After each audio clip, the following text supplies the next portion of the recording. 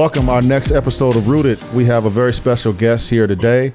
I have the pleasure of giving the intro on this guy. I got a lot of love for him, and I'm just gonna talk to you guys a little bit about who I think he is, and then we're gonna find out who CoCoe is.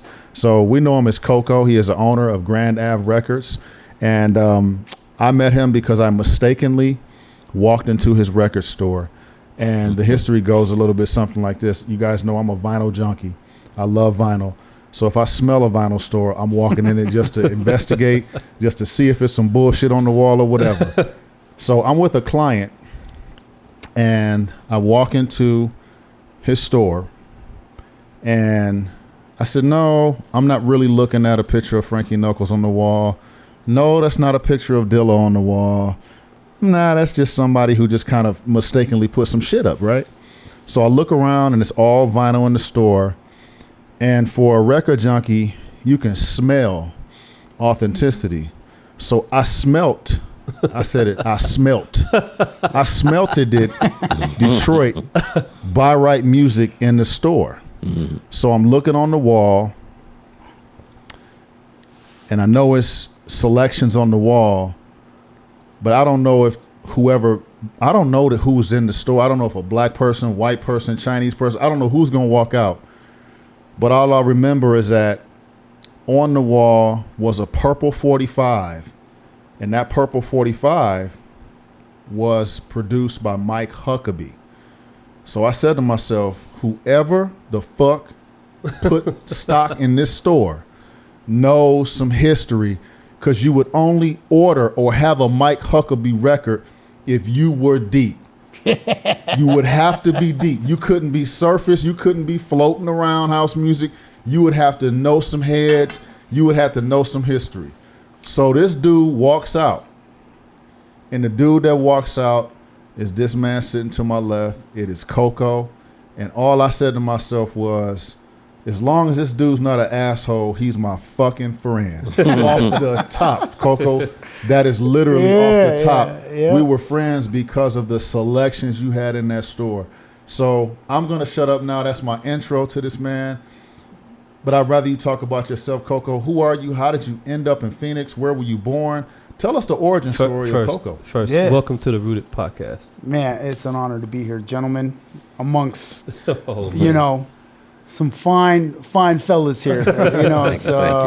It's a long time coming. Yeah. Konstadinos Tsimahidis. I'm of Greek descent, born in Greece. My mom was Egyptian. My father was Greek. And I came to the U.S. in like the 80s.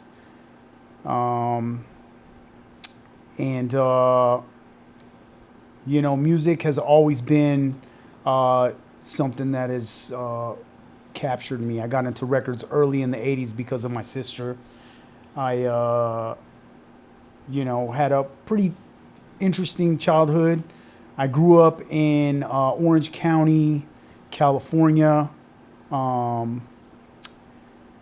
and started turning plates in 88, which was like, I was in like 7th grade. And I instantly was like, this is my thing. So I always have been in the middle of like house and hip hop, right? So like, I was deep into the hip house era. So when I started DJing, I was like into like Lee Merrill, Tyree Cooper, all the Chicago stuff. Yep. But honestly, like, it's weird that we all sit here. Detroit was the Detroit sound from day one, is what captured me. Started like everyone else doing the mobile DJ thing, backyard parties, but instantly was an overachiever. I just knew a lot of people. Yeah. And back in the 80s, being a DJ was a big deal. Like, you tell someone, oh yeah, I DJ, right? Disc jock, right? Playing records, yeah. Right? Yeah. And they, instantly people would be like, what? Like, you're a DJ? Yeah. Like, it's like, something, from outer space. Mm-hmm. And right out the gate, I was really good at it. You know, like just to be honest. I mean, I teach kids how to like DJ out of my store, but like it was just in me, something that was just the most natural thing. It was like that and skateboarding, and both things were like things that I really applied myself to. The records were my family, you know. CoCoe, what were your early musical influences like? What got you into house music or you know, because everybody in the beginning you kind of develop who you're going to be or what your identity is. What's influencing your identity? You know what I mean, as to what type of DJ you're going to be. What's influencing you? I'm just curious. I've always been a versatile DJ. Okay. I never had boundaries. Growing up, like I had all my friends that were into DJing. They were either like playing freestyle or they were house DJs or they were hip hop DJs. So I started DJing in '88. I threw my first party in 1991. It was at this place called the Palace in Anaheim, and the first party I did was Compton's Most Wanted. And a straight riot broke out, right? And this was like crazy. I was like 16, and I had them on the bill. My buddy Fatbox, I brought him in. He was Coolio's DJ, and I had met him. He was DJing this club called Grand Central Station. R.I.P. to Fatbox. He had a brother named Master Ace, Mixed Master Ace, and they were from Long Beach, but generations of DJs. Their dad was a DJ. All the brothers were DJs. So I brought him in to do the Palace, and even though that first party there was the riot, I mean the metal detector was like 3 blocks up the street. It was that type of situation. Wow, that's crazy. I still stuck to it. We had like royalty through there. It was I was a dancer too. I was in this crew called Tribal Connections. I danced on Soul Train in the 90s. Serious? Yeah, with my crew. Wow. It was wild. This is after like Don Cornelius was like on the sidelines, right? And it was, he was on the scene. Was the host? All kinds of hosts. So you had Pam from Martin. They had old boy Shamar Moore. What's the dude that was the father from Friday? Johnny Weatherspoon. He was a host. And I saw like Gangstar, In Vogue, Johnny Gill. All I'm the gonna people be on YouTube. That's fascinating. Trying to find CoCoe in the I can't find any of those shows. Really? It was because like Jody Watley and what's her girl from Do the Right Thing, the Rosie Perez. All those folks. So like Jody Watley and Jeffrey Daniels started out, but you can see footage of them. But it's some of that. I mean, they really like gatekeep the footage, man. Because for years I try to find. Because I'll tell you the most memorable stuff. Gangstar Nice and Smooth, D Wick. I'm in there dancing. So the thing with Soul Train, they wouldn't let you dance. I mean, if you didn't dance, you had to get out. Really? Yeah, and they filmed 3 shows a day.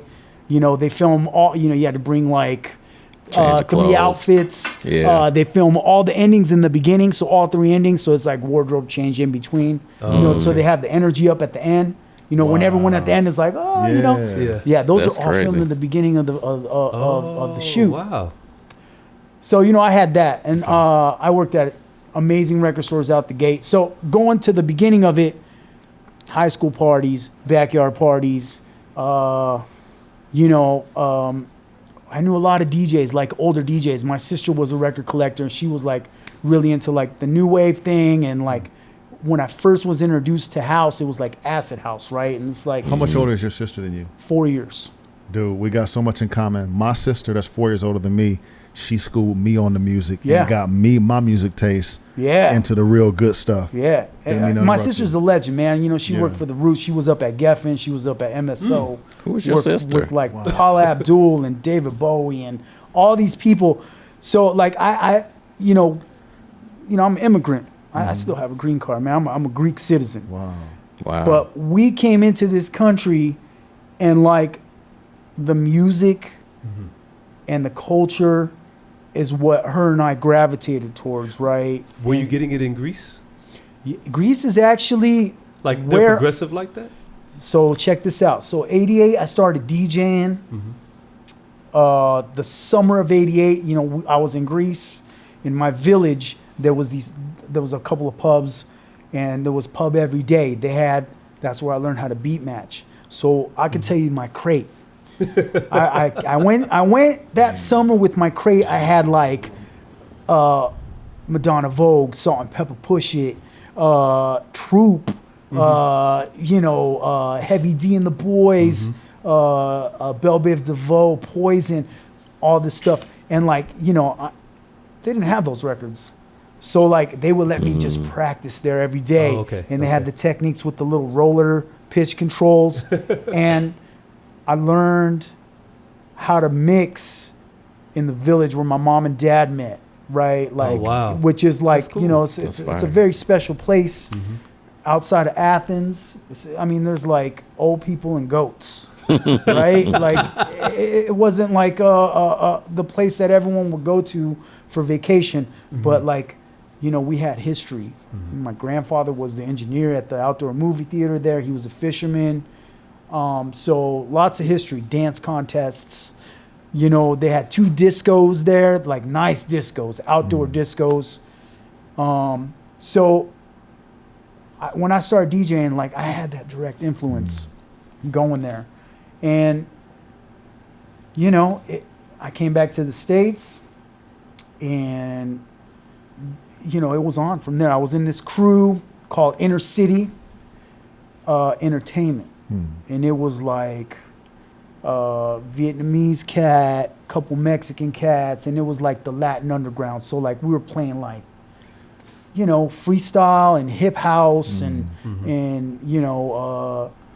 Planet Rock and Hashim, all that stuff. And like cutting on that Newmark you have right there that you got from me. Yeah. That was the mixer that I for real learned on. Yeah. That was in the coffin from my mentor. Yeah. Also the mixer that I did my first loops on, right? Where it was like my first like ego buster, right? I was like at dude, I made this beat tape on cassette. And it was Coolio Fantastic Voyage. Yeah. Right? Yeah. So I'm at that shoot because Fatbox, one of my original mentors, he was the DJ for Coolio. So I drove him there. I had this 64 Rambler Classic, right? And they actually used it in the video, but they didn't make the cut. So if you see the Fantastic Voyage, it's like a lowrider bike that morphs into an Impala. Well, the original shoot was my car. That was like just two-toned. They were like climbing out of the trunk in that video. And we were in the bus, in the tour bus, and it was like Big Boy. Back when he was a big boy. Right. Baker Boys. Very big boy. A couple dudes from the Far Side.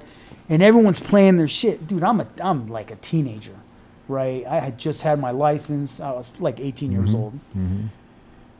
Brought my turntables, and I'm playing these beats, and they're just like, samples off of that mixer onto tape, but I'm like looping records and stuff like that. And I'm like, I got some beats. Yeah. Dude, and I remember these guys, like all these guys were legends in there, and burst in my bubble. They're like, those aren't beats, man. And I was like, oh, what? Wow. So then, it was nice because it humbled me, right? And that's, when you're first starting out, you're like, yo, get me on. I got think you're the greatest thing ever when you first start. You ain't got shit. Yeah. You got nothing. You're just like learning. So that was a slow down and work on honing your craft. So then I just started becoming a sponge. That sounds. Let me ask you a simple question. Yeah. CoCoe, where did it come from? So. In what year? My grandmother. Okay. So, man, when I started DJing, I was at junior high school, Warner Junior High, Westminster, California, which is in Huntington Beach. And I was like, I got to come up with a name. And I'm like, and say your name again. My full name is Konstadinos Tsimahidis, right? Tsimahidis. Did I say it right? Yeah. So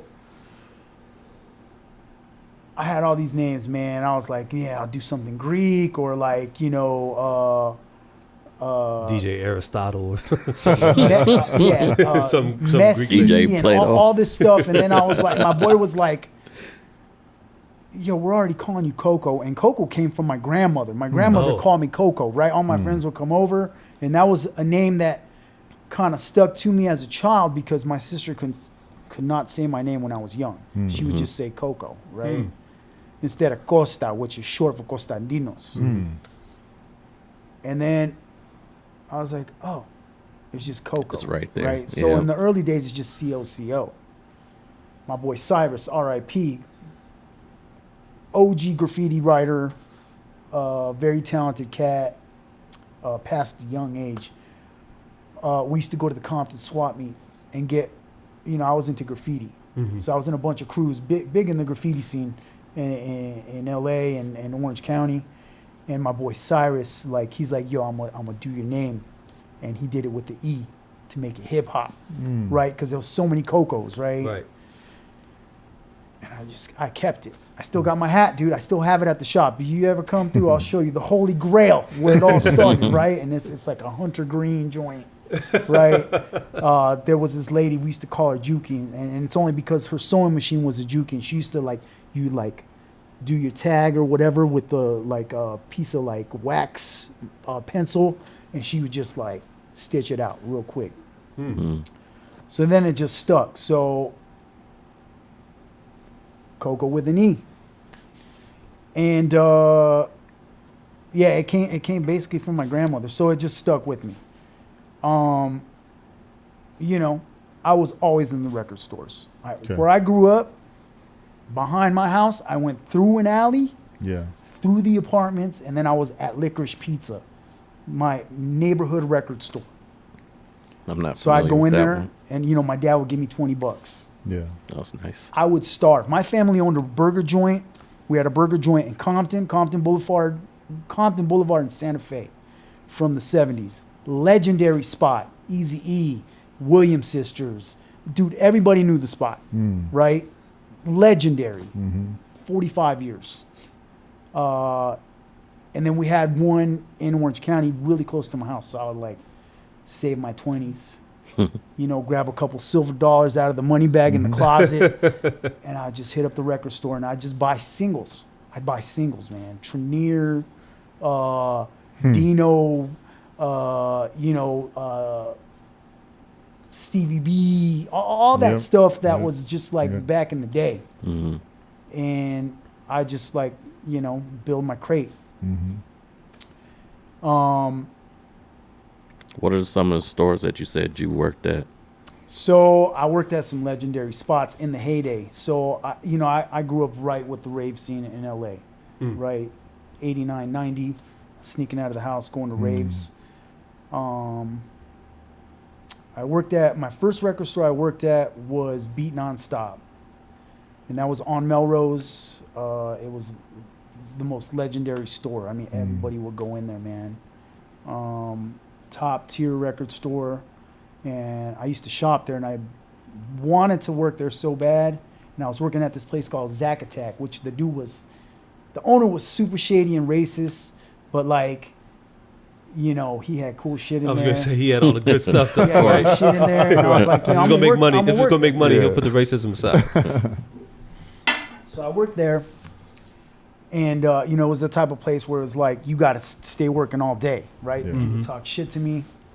We had you got to be busy. Wide pants and shit like that. And dude, it was just one of those days where I was like, fuck this guy. I'm done with this dude is just I see how he treats people. He come in, and I was like, I'm done. Well, my boy Vince was working at Beat Non-Stop, which was a random dude to work there, right? Because he was kind of a protege. And I was like, oh man, that's my favorite store. I want to work there. And randomly called me. He paged me. I had a pager, the Motorola. And he's like, I call him back. There was a payphone right outside. This is I'm aging myself. Yeah. So I call him back. Rainy day. We're all at least that old. Yeah, rainy day at the beach. And I was like, this was one of those days where I was like a kid. And I was just furious, right? And he's like, do you want to come work at the record store? One of the main dudes just left. And I was like, bye, right? Did you go over that day? Did he came and picked me up. I wasn't even driving. Oh, wow. He came and picked me up, We went up there, and what was the name of the store again? Beat Nonstop. Beat Nonstop. It was on Melrose and like Poinsettia. So it was Beat Nonstop. Next door, Denzel Washington owned the shopping center, which was like 10 boutiques. Mm-hmm. And like a strip mall. No, it wasn't a strip mall. It was like a small center of like a couple of stores. Oh, I see what you mean. Really nice spot. I see what you mean. Across the street, Spike Lee had Spike's joint. Damn. Okay. It was hot. And this was when Melrose was hot. This is like early 90s, dude. Where That's it was when like Spike was on fire. Oh man. It was the time to be on Melrose. It's a Viper Room type stuff. Yeah. did parties at the Viper Room. But this was Are you let me just interrupt. Are you throwing parties as well as DJing? When do you get into like promotion? Tell us about that. I want to hear about that. I'm doing parties while I'm DJing. Oh, okay. And I'm just like not faking it to make it, but I'm just like, this is what I'm doing. Yeah. Right? Yeah. So I'm going out 4 or 5 nights a week. I'm promoting. I'm doing my parties. And at the same time, I'm like in the underground hip hop scene. I'm going to like Prince's Club, Glam Slam in downtown. So I just like drive to LA, work, get off work, go to my homie's studio or hang out. And then whatever was happening that night, I'm hitting like 2-3 spots. Wow. And at the same time, I'm promoting. Damn. And just networking. I knew like if I'm around, like that's the recipe. If you want to be a part of something, you got to be a part of something. Yep. So I knew that recipe. True. And at my shop, I'm working with legends. I'm working with Doc Martin, who had started going to Ministry of Sound, Steve Loria, Tony Stewart, who was like him and I and my man Josh One, we formed Freshly Baked Wax. That was like my first crew. I was also part of this other crew called Soul Funk, which was my homies from Santa Ana. So I got a lot of stuff going on. And I'm painting graffiti. I'm down with all the graffiti artists. When are you sleeping, brother? I wasn't. I'm saying this sounds like sun up to sundown. I wasn't sleeping. This is you immersed in the culture. And so now I know why you resonated with me. You have depth of experience in history. Oh, yeah. Right? And that came through the walls of Grand River. Yep. So I liked you, but Grand Ave. I said Grand River. That's Yeah, back in Detroit. Took it back home. I took it to Detroit. Took it to the crib. So when I walked into Grand Ave and I started looking at the wall and I started smelling, I started feeling, before you walked out or walked up to me, there was something going on within me. Because I'm a person who, if I smell some bullshit, it's whack automatically. But if I smell some deep shit, I'm like, what the fuck? Oh, shit, right? And I had that feeling in your store. And it wasn't like I had played tunes or anything like that.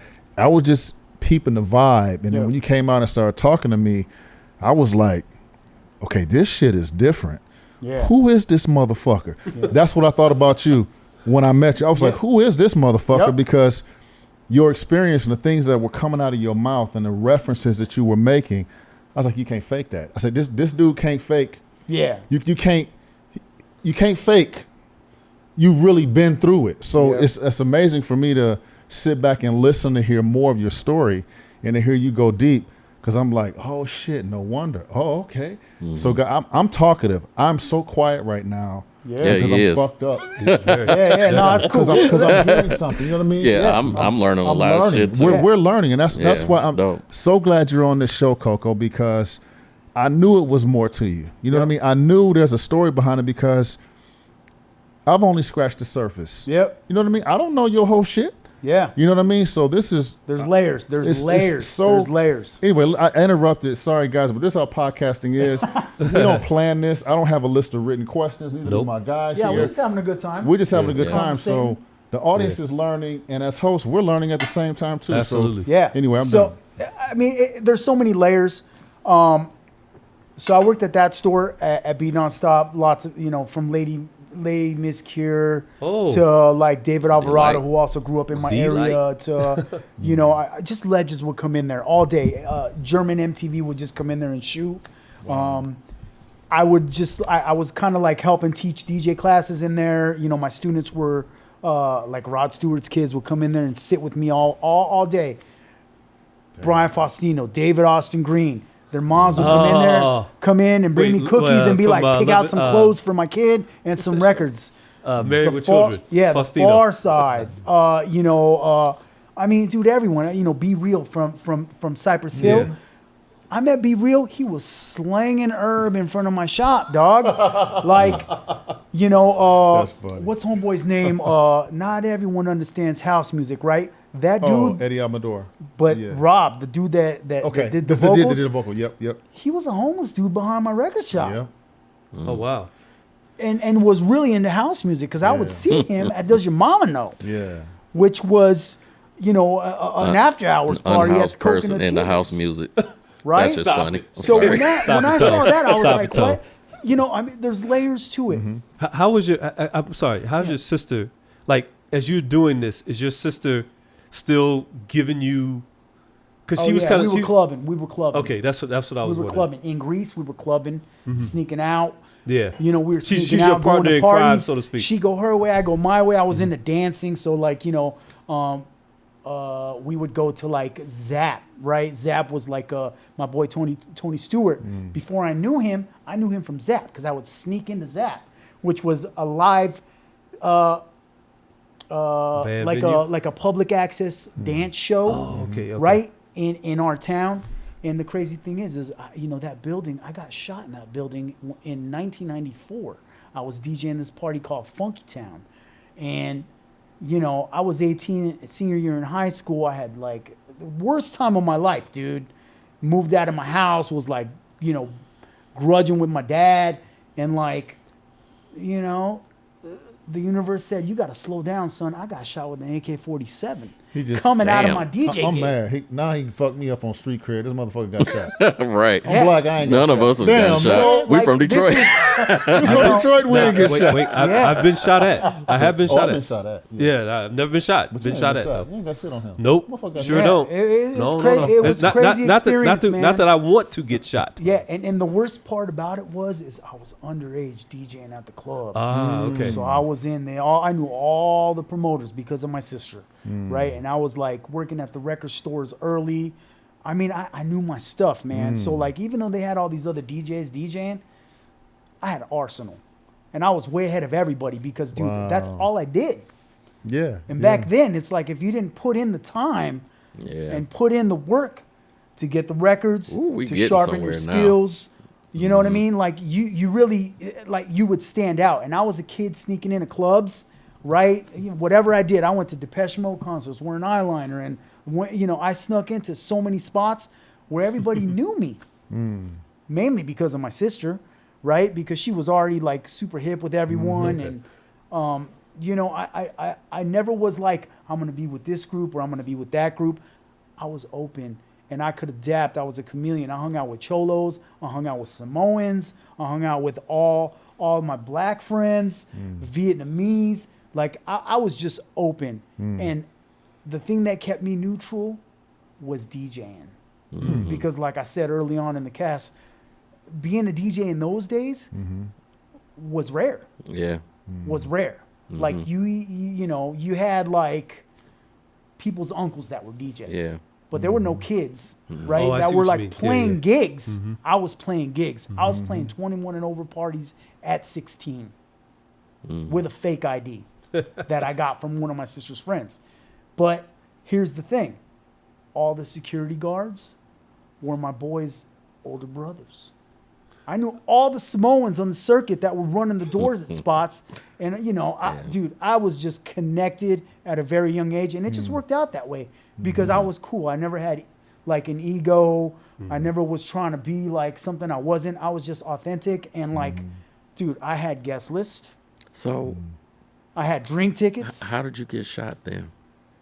I'll run through it really in a compressed version. Okay. So I was playing this party, Funky Town, and I was playing the song, dog. Won't you take me to a funky town, right? Lips, right? Yeah, Lips Incorporated. Yeah. So, and I'll say this on tape, but whatever, it might come back to me. I put the cats on the list that shot me. Because I was working at Stater Brothers, which was a grocery store, and my homegirl that was my buddy there, she was from this clique called F Troop, which was a crazy gang in Santa Ana, California. And I was like, how many people are I need to put on the list? I put them all on the list. And they came through. Well, I'm playing the song, dude, and it's going in the verse, in the hook. And I'm looking at the table. They're all sitting right in front of me. There's the dance floor, main room. This was my spotlight. I was waiting for this gig, and it was my first night there. What? First night there. And the owner was this Chinese dude, full on like leather trench coat dude, mafia. I knew all the security. They were all Samoan. I knew them. They were my friend's older brothers. So it was like, that's what those cats did. And, I played volleyball at the Samoan church. So I was like the Islander style I've related the most of because, dude, I'm an Islander. I'm from the Greek islands. Playing the song, and I watched the youngest dude who was probably in there on a fake ID as well. The waitress comes up to get their drink, and he like pinches her breast. And I was like, I knew right at that moment, everything just like slowed down. Oh, man. I look at Tafa. He's like one of the main security guards, and this dude was like 6 foot, 350. Big as a house. 350, right? Those dudes all played football in college, OCC. I knew them. He came in slowly and pushed and like was like, you guys got to go. I mean, I was like semi-reading lips, right? And this little dude punched the Samoan dude square in the face, and the dude didn't even flinch. And I was like, oh, this is bad. And I'm like, should I lower the music? And just like in a flinch, right? Dude grabbed him. All like 5 dudes like this, and escorted him out. And then it was just mag light to the dome, and like they closed the doors. They emptied the club out. The club was empty. There was like 300 people in the parking lot. Wow. And I was with my boy Arise from my crew, D2D. He was my homie, dude, like Cambodian cat, like amazing cat. He saved my life. Saved my life. So we walk out. Like they cleared the club, and we're like, we're gonna walk out. We walked out, and it was just a hallway. It was right by Disneyland, so it's crazy for this to happen in Anaheim.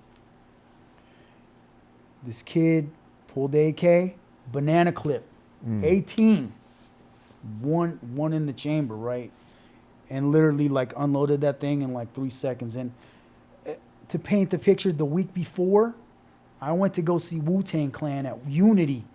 And someone lit off a brick of ladyfingers, right? And everyone ducked, thought it was like, someone was shooting. I zipped to the front of the line.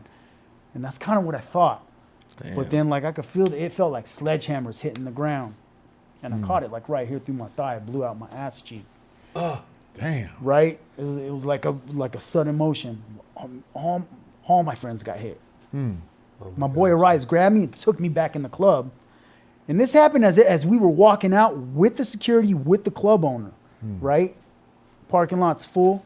They unloaded that right by the payphone that was at the end of the sidewalk and just got away clean.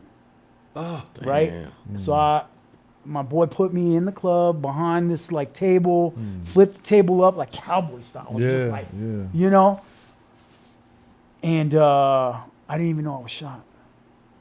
Because the adrenaline. And my boy goes, I'll tell you what I was wearing. I was wearing brown cut off Dickies with like bands off the walls. And my boy's like, yo, I think you're shot. And I was like, what? Damn. He's like, dude, you're bleeding. I looked down, and it was like, I see the red over the brown. Right. And I just woke up to ambulance. Wow. Oh, wow. And it was like when I woke up, I just heard people screaming. The promoter got his nut shot off with a fragment. Damn. Right? Like I got hit with the bullet, and it went in and split. Right? Oh, and there's nothing they could do, but it missed my artery by a quarter. I was going to say, quarter inch, it missed my artery. Wow. And they're like, you got to just write it out. I'll show you the photo, the newspaper clipping. Wow. It's crazy. I got an afro like here. Moody Man. It's like this. Wow. It's crazy. And hey, Aaron, did you hear that? We're going to edit that in when we do the final edit. Yeah, that's for you, Aaron. yeah, I got the photo. So it was wild, man. And this was like I had moved out of my house. I was living with like my girlfriend's parents. You know, it was just a wild time, but it brought me back home. Okay. And I was like, you know, of all the things going on, I was just like, dude, I gotta call my dad. This shit's on the news. Like, I gotta hit him before the news hits him. And my dad worked at Compton, bro. He's seen dudes get shot in the face. Yeah. Like, you know, the craziest part of Compton, he worked in the 80s there, right? Shit. Dudes got, you know, I could tell stories all day about that restaurant. Yeah. But, like, I'm like, my dad don't need this, Yeah. right? So, like, you know, I'm sitting in a hospital bed, and the thing I'm worried about is, like, I got to tell my dad. You know what? Hearing you tell all of this stuff, you know, experiences of somebody shooting in the club, you're DJing, it's reminding me of how cats that were spinning so early on, like in the 80s, like myself, while we're so passionate and vehement about the culture or about don't talk shit about vinyl records, because I can tell you literally we fought to DJ. Oh, yeah. We risked our lives to DJ. We definitely bled did. to DJ. Oh, yeah. Fights broke out. Yep. You could get your ass kicked. You could get shot. Yep. So when somebody's online talking about the music or the culture or DJing, I'm like, you don't even understand. Like, I could have been dead over DJing. Yeah. Like, when my mom The told things me, we had to go through. you're not to going DJ. to this party to DJ, and I'm like, I'm going to DJ that party, and it's at this rough. It's in this rough ass hood or this rough ass school, and you DJing, but you so glad to be on them turntables, and you carried your crates. Yeah. And so going through all that struggle, like I see when I hear you tell these stories, I see struggle, and when I think about like the ideals of Theo Parrish, and you talk about admiring Theo Parrish, which we haven't got to. Oh, we'll get Theo to is about struggle. He said like DJing is not supposed to be easy. No way. It's a physical thing. Like you sweat, you get tired, you know, like, and so I'm listening to your backstory. I'm hearing struggle. I'm hearing pain. I'm hearing adversity. And that comes out in how you play, in your approach, or your respect for the music, or who you decide to let get on. Because you let me get on, right? Yeah. Speak Tone was talking earlier about how I let him get on. I'm a cat from Detroit. And you're one of the first cats out here to say, hey, Steve, come on and spin at this gig. I'm doing this disco thing, man. And, you know, come on down. And I was like, damn, I really appreciate that. You know what I mean? Because you know me, I'm serious as fuck. You know what I mean? When it comes about DJing, like, it's like major. You know what I mean? Like, it's like, Blood and now sport for I'm this understanding, hearing your history, that shit is serious for you. Like, when you and I had an argument, we're not gonna get into that. Me and CoCoe had a falling out. We love each other now, but it was so serious because you said something to me that fucked me up. It was in text message. He said, Steve, you're not a good person, man. I'm disappointed. And I was like, in my mind, I was like, man, fuck you. But then I was like, wait a minute, I am a good person. That's some bullshit. But I got hurt because you are a person of substance. It wasn't like some bumblehead, you know, like getting upset with me. Yeah. And then so when I talked to my friends, because I talked to my buddies about it, like the CoCoe story, and they're like, and every one of them said something to the effect of, y'all shouldn't have fell out.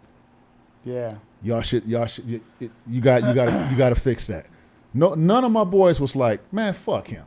You know what I mean? Yeah. You didn't get that vibe. So when I came back around, and me and CoCoe patched up our differences, and we shook hands, and we dapped it up, whatever, I was happy, man. I was like, hell yeah, I fixed that. And I'm glad that didn't go down the tubes, because you're a person of substance and quality, man. And so hearing your history, You're welcome. He's the main one. I know. He's the main one. I know.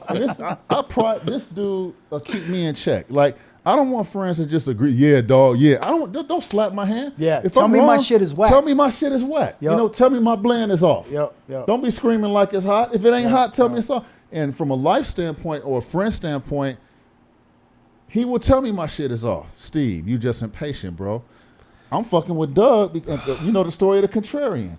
Doug disagrees with shit, so I got him as my guy on the host, because I'm like, all the time. That's what makes for growth and learning and texture, and you know what I mean, like of substance. So anyway, I know I interrupted and took over, but goddamn, dude, you have substance, man. And I'm happy to hear about it and happy to learn about it, because I know I'm not crazy. I tell people all the time, if I mess with you, you are of quality. You know what I'm saying? Because at this point in my life, we get older. We don't have time for dumb shit. Of course not. We got responsibilities. We got families. We got bills. We got worries and struggles and careers. And I'm like, okay, I don't waste my time. So I have a filter. You know what I mean? Like, and before you get to me in my home or in my world or in my ecosystem, you have to be of quality at this stage. You know what I mean? And I pride myself on, like, I don't waste people's time. Like, if you're in my world, I don't want to waste your time. Like, of course, you came here to be on the podcast. You could be at home tucking your daughter in, doing things that you came from work. My friends over here, they got other stuff to do. This dude's has stuff to do. So I'm like, damn, if they messing with me, if they fucking with me, I got to give them quality because everything is optional. Nobody has to do any of this stuff. Yeah, but, I mean, but at the same time, when you do this, you make a commitment to it. Like, and the other thing that when I listen to CoCoe is that dude loves music. Like, that's where it starts. I love the culture, man. I love that. That's where it starts. First and foremost, listen, I do a lot of pro bono shit. I try to help people hone in on their craft. I really am big on cultivating the culture for whoever wants to indulge, wants to be a part of it. Right? Yeah. I'm never going to pressure you or anything. Yeah. And that's cool. Listen, my shop, Grand Avenue Records, it's not for everybody. You and I connected. My circle's small. When I met you, I was like, this guy is one of me. He is me. I see you. I see the same passion. I see the same love. And like when we met, I'll tell you exactly what happened. You walked by to go to the bar with your client, and you literally moonwalked back and looked in the shop. Right. And you're like, I'm going to come back and give you me, and we're going to connect. I promise you. Yeah. And I knew when I saw you, I was like, this guy, he's a purist. Damn. Thanks, man. That means a lot. And when we had our fallout, that ain't no shit. We went through something, but like, my best people in my life, I've gone through something with them because that's how you build, right? And the past is the past. You living in the past, you're last, and I live in the future. I don't hold grudges. And the thing that I do hold on to is the love that people have for this culture, because it's cats like us, like me. My main goal, listen. I eat shit every week. I grind to keep those doors open. Man, I could tell you stories all day. I've emptied my bank account. You know what I'm saying? But I know the value of what I'm holding on to. And when, you looked at me dead in the eyes and you're like, CoCoe, you got to keep this thing going. Recently, you told me that. And I said, I know. And the reason why I got to keep it going is because I feel it's my duty, even if it's for one person that I touch, they're going to carry the torch at some point. And anybody that comes through my doors that I connect with, no matter what level they're on, I make sure that they understand what I'm giving to you, you're going to have to give it to someone else at some point. Pay it forward. Yeah. At some point, you have to. You are the only record store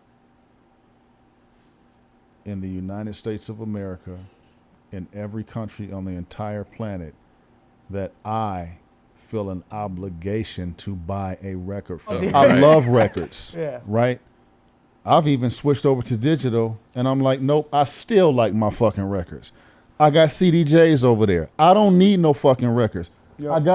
I got a controller over there that I just bought. Yep. That's collecting dust and it's brand new. I'll get to it, but my records, they have a meaning more than just the song coming off of it. It's a physical thing, right? Yep. If it's not for a record store, I don't meet you. Yep. It's deep. It's so deep. Yeah. If it's not for a record store, not a download, I don't meet Mike Huckabee. I don't meet Moody Man in the record store. Yep. I don't meet Theo in the record store. I don't meet Rick Wilhite in the record store. Yep. Me and Terrence don't go get a cheeseburger and then go to the record store.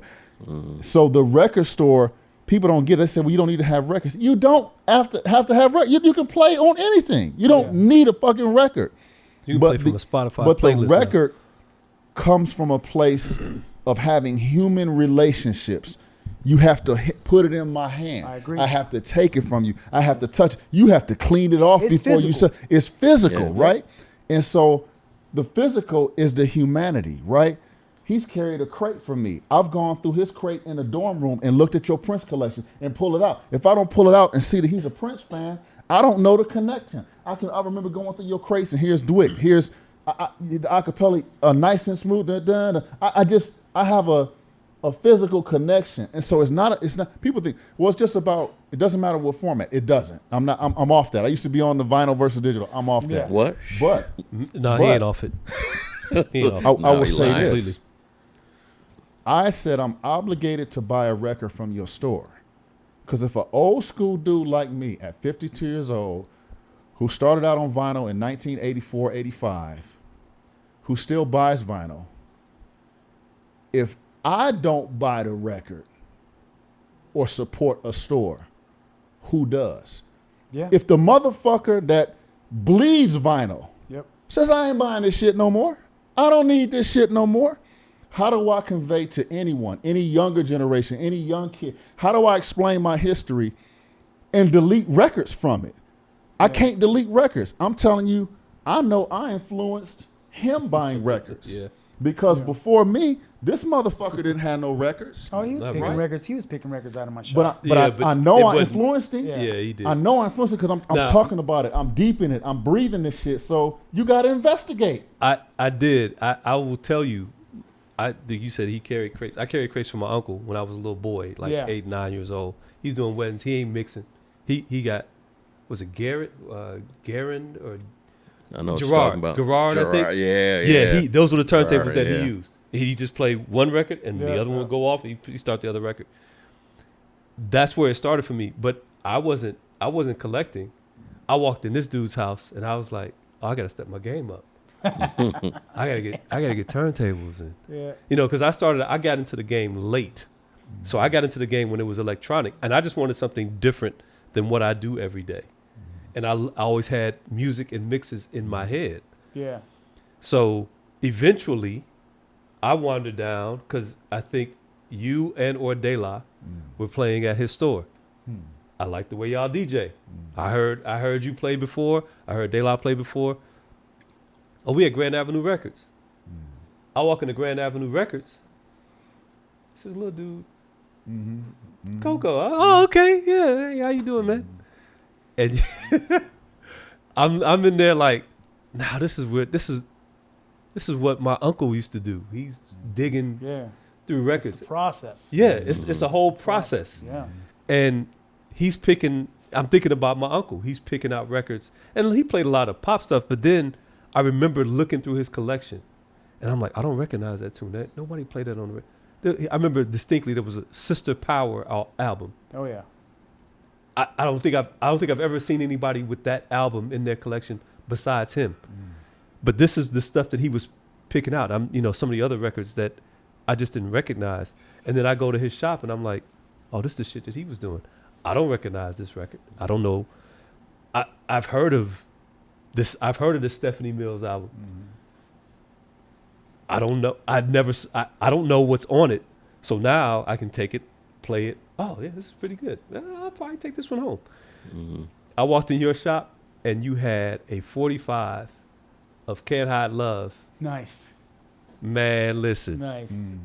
I looked that shit up on YouTube right away because I'm like, J.P. Morgan.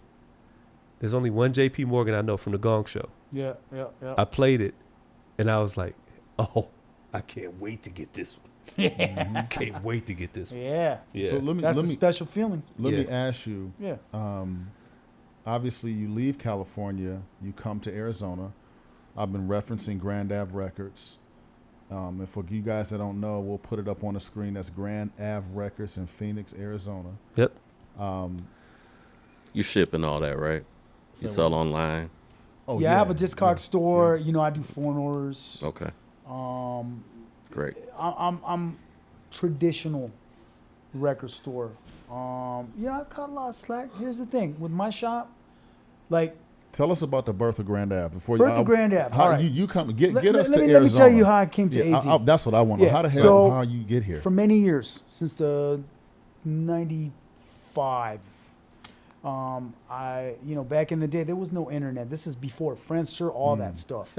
I just had my, I still have it, right? I showed you the Mike Huckabee Record Time business card and my business card holder, right? So for me, I just knew people from working in record shops. I made connections. I had people's numbers, pagers, whatever. I did West Coast runs. So I knew people who threw parties. I put out a couple records with my crew. I did some hip hop stuff. I was connected. I was connected with a lot of different avenues. So my network was grassroots. I threw parties. I booked everybody, man. Brought Brett Dancer. Brought Kelly Hand. The second time she ever came to LA, she only had come another time, to play for Tower Records. I was always on the Detroit stuff, man. Like, for me, like, when I worked at the record store, I was getting the Detroit records. All the KDJ stuff, first dude to bring that stuff on Melrose, right? I knew about Kenny Dixon. That's so cool, before man. anybody. Yeah. I knew about Theo, all those ugly edits before anybody, because guess what? I was playing those records, and they were easy to sell. So I was getting all those whites from Theo, right? I was getting all the New York stuff too. But for me, the Detroit sound was the closest thing to hip hop for me. I just loved the way the samples were chopped. It just sounded good on a system. I was just a big fan, So coming to Phoenix, I had these runs. I've been doing them for years. And anytime I was low on cash or whatever, I'd be like, I call people up and I just line it up. I had my little, notepad, and I'd be like, all right, start at Seattle. I'll move down to San Francisco. I'll do the Cali runs. You're driving. I'm driving and taking flights. Oh, okay. Flights back then were like $150. That's true. That's true. Big, that's true. Right? You make $250, I buy a slice of pizza, and then the rest is at the record shop. I'm coming home with records. That's my payoff, right? So I do these runs forever, man. I mean, it was just my DNA. I had the pattern down right. And sometimes I call people and be like, nope. So I'd go all the way to Texas, El Paso, Dallas, and then run it through. Phoenix was always the stop. I knew cats that did hip-hop stuff here, drum and bass stuff here, house stuff here. And if I can catch a gig playing all three of those genres and come home with like 600, making $150, $200, I'll drive to AZ. That's no problem. I'll catch a ride, get one of my homies. Yo, we're going to go. I got a hotel room, whatever we're going to do. We're going to hang out with some homies. We're going to party, meet girls, whatever. For years I was doing that. So I can tell you what it was. There was a party called the Blunt Club. It was their 10-year anniversary. So that was, my boy was like, come out and play that. And I was like, cool. Came out with my boy Hyder, hitched a ride. And then I was like, I want to play at Solstice, right? I would come here and DJ hip hop clubs, go to Batucada. And I was like, I'll play at Solstice, right? So Thursday night, I'm playing, look at this shit. Thursday night, I'm playing the Blunt Club in Tempe, right? Yucca Tap Room. My wife, I'm with Santos. Santos. And Santos, I met at the Blunt Club because my boy Hyder is like, you got to be my boy Saint. He's on Yoruba. I was like, wait, Santos on Yoruba? I got his record. It's in my bag right now. So I meet up with my boy Santos. I'm staying at his crib, playing Yucca, right? It's the 10-year anniversary for Blunt Club. I'm the headliner. I roll up to the spot with Santos. My wife comes walking out. I'm like, yo, who's that? I'm here. He's like, oh, no, that's the girl I was telling you about. So I'm like, oh, yeah, that's all me. So it was like a quick interaction or whatever. Saturday night, I'm playing the rooftop.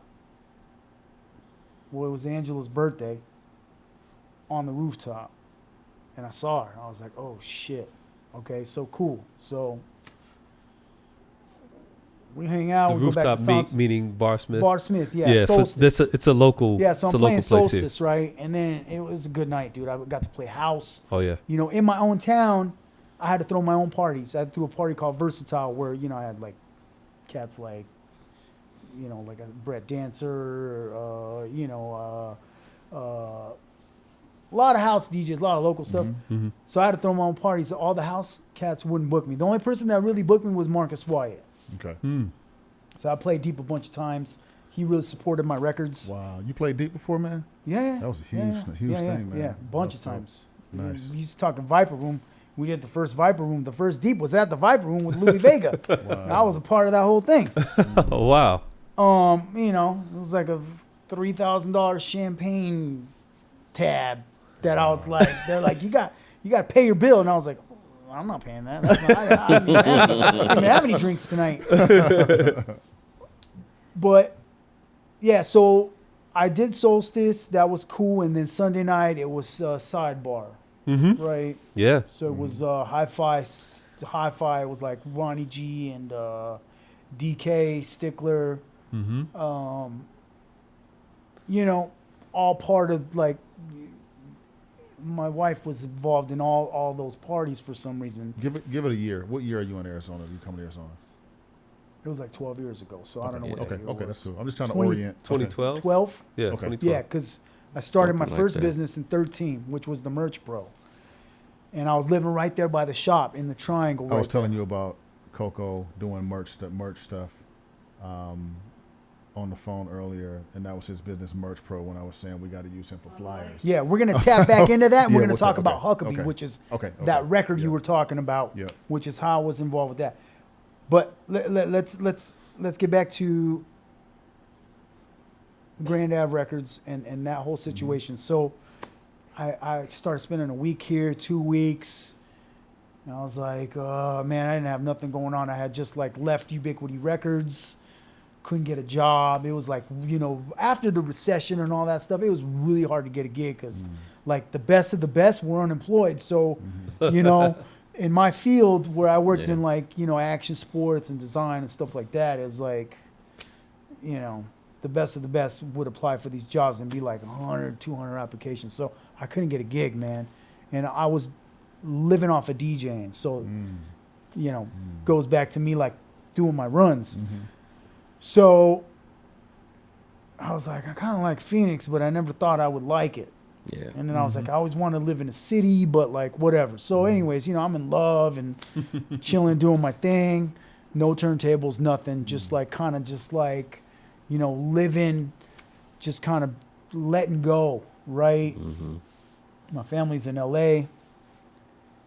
And 1 week turns to 2 to 3 to a month. And I'm like, call my sister, you know, she's my liaison. I tell, you know, I'm like, what should I do? Like, I feel weird leaving. This is such a big thing. I got my party abstract workshop, which is legendary. And I'm just kind of burnt. I just need a break. Right. And then, she's like, listen, just go do it. What's the big deal? If you don't like it and it doesn't work out, you just come right back. Right. Right. Well, you got nothing to lose because you ain't got shit going on here. And I was like, yeah, you're right. You're right. You're right. That was the thing. So then I'm chilling. I'm like, I got to do some stuff. And I'm like, kind of like working off of a friend's merch company, right? They were in Colorado. And I was like, okay, cool. Working off of commissions. And I had, you know, I worked off of the people in my network, which was record labels. Oh, I had a couple schools and stuff like that. I mean, I was making some decent money, but like I wasn't making all the chips. So my lady had a space right there on Grand, right across the street where Palabras is, the flower shop right there, where the pizza place is like third space, Wayward, right there. And I'm like, I gotta find a spot. And I'm like looking around. And I just wanted an office, nothing crazy, but like something that I could afford, a couple $100 maybe or whatever. Like maybe I'll get a homie. My boy Ian Frost, he was a designer, also a DJ, was on top of his stuff. He just knew about quality stuff and was really on top of like the underground stuff. And he was also a designer. And I'm like, yo, I got these, we're looking at some spaces. So the landlord that had my lady spot, she's like, there's an opening. And I'm like, let me check it out. It was like a yoga studio / like, this guy was like working on motorcycles and stuff. What? And it was still kind of hood right there, right? There wasn't, the cafe wasn't next door. I mean, it was still kind of hood. And in the summertime, you really see the hood there, right? Because it's just grimy. So the rent was right. And, we started out with like, there was no sight of records, right? I had like 15,000 records in storage in Cali. Completely disconnected from that. I was DJing here and there, but like that wasn't my focus because I was just like trying to like rebuild my life. Right. So we got that spot, and rent was good, and me and Ian were running it, and then we had our offices in there, and we had all these plans. He wanted to do this, I wanted to do that. We started running some gallery shows, and just things just weren't working. Like, he was moving in a different direction and I was moving in the same direction. Like, my goals were like, I'm manifesting like, this is going to be the hub, right? It's right in the cut. I see it building.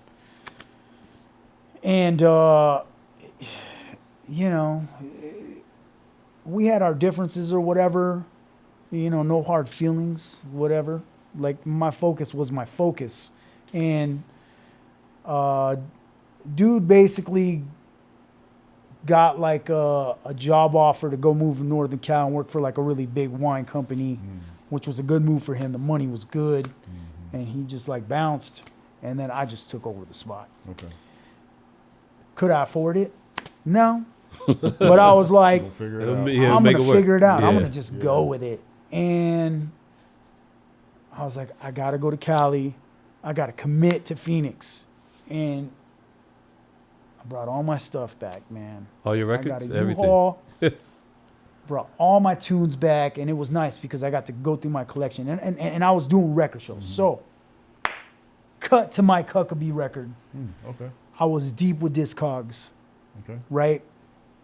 They were launching Crate Diggers, which Okay. was Zernell's baby. Yeah. Zernell Gilly, Chicago legend. What is it? Grimy Records. Grimy Records, yeah. Legend. So it was like a 3-person deal. It was like my homegirl Liz, who was working at Discogs, all about the culture.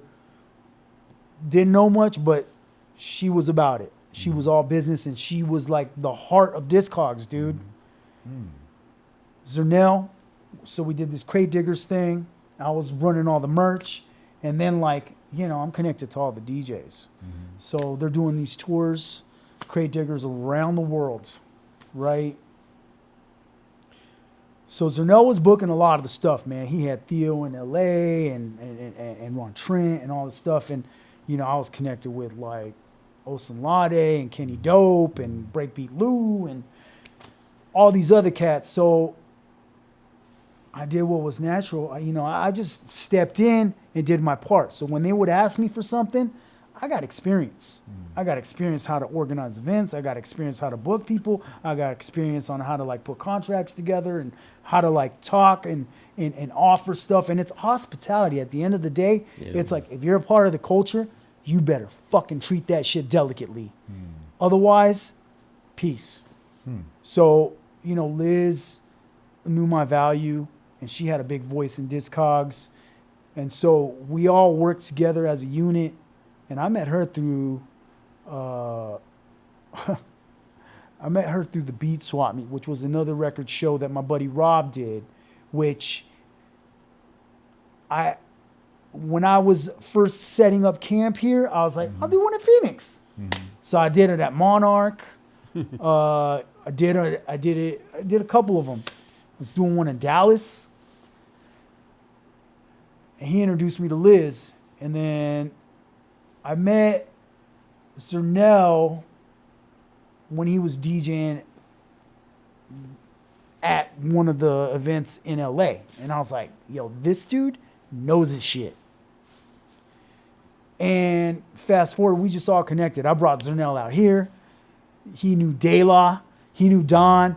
He introduced me to De La. He's like, yo, you got to meet De La. And he introduced me to De La, and I was like, she's one of my, she is squad number one. Favorite right? DJs, Squad dude. number one. Yo, listen, my circle is super small. De La and Don, we check on each other. Mm-hmm. Like, they're family to me. I might not go over their house and like hang out with them every day or whatever, but dude, they're the closest thing to family that I have when you see them in this community. Like, they're my people, dude. And I genuinely mean this. I have so much love for them. They know their shit. They're legendary in their own worlds. And like, there's no fluff. They're just humble about their stuff, and they know their stuff. And that was the one thing that Zernel told me about them. He's like, yo, these are your people. You build with them. And that's what I did. My first party was vinyl. I did that at Monarch in the Red Room. I had Zernel out. It was kind of thin, but it was wild. The music was good. And I was like, selections this are crazy. This is the start of something, right? So then the Crate Diggers thing started happening. I got really involved, dude. And I'm one of those people that like, don't give me the key to the castle because I'm going to run with it. Mm-hmm. So like, I was booking stuff in Berlin. I was booking stuff in the UK and the Huckabee record, right? I met Huckabee in the 90s. Okay. My boy brought him out, right? And I was already all about what's him and Rick Wade, Harmony Park? Yep. Right? Yep. So I was buying all those records. And Huck had came out to play. And I had his records, but I didn't know who he was. Right? And my boy, I was working in this vintage shop called Stateside in the burbs, bro. Like in the burbs, Costa Mesa. And my boy just dropped him off. And I was like, I mean, he was Detroit, dog. Big old Huck. And just came through. Dude hung out all day with me. Like, it was no big deal. Literally probably the only black dude in town. And was the most humble cat I ever knew. And little did I know, I was banging his records out. And they were like getting plays from them. I mean, they were in my bag for every gig. And then I was like, you know, I didn't realize the value of that till later. Fast forward to that record. So those records were made for the UK show. They were going to get shipped to the UK show, and they were going to give them out to all the people that attended. Wow. Well, they never made it. They got held up in customs. Wow. No one got them. And they got returned, and I got a stack, dude. I had a stack, and I sat on them. I knew the value of that record, and I was like, okay, I'm going to just put them on ice.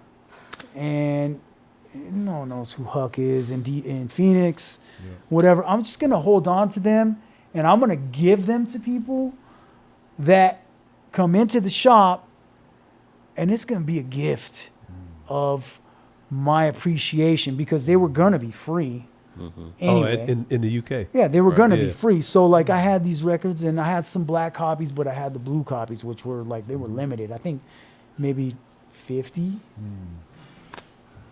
So, yeah, you came in the shop, and you're like, I was like, oh, Huckabee. And then you told me the story, how you guys knew each other from Detroit. And I was like, dude, record time. I used to do the mail order thing and house shoes and Gillespie and, you know, and then we had that connection. And Gillespie and I met when I was working for Rebel Music Academy as like a recruiter. You know, I met Gillespie. You've worn so many hats, dude. Yeah, Exactly. I met Gillespie. That's what I'm listening. And the way that you and I'm I thinking the same connected, thing. me and Gillespie connected. Because I was like, wait, I've talked to you on the freaking phone. I know I have, dude, when I called the shop.